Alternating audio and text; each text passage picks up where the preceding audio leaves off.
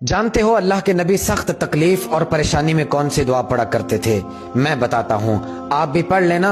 इंशाल्लाह अल्लाह के हुक्म से सारी तकलीफें और परेशानियां खत्म हो जाया करेंगी। और हाँ, पते की बात है, बात सुनने के बाद इसको शेयर जरूर कर देना।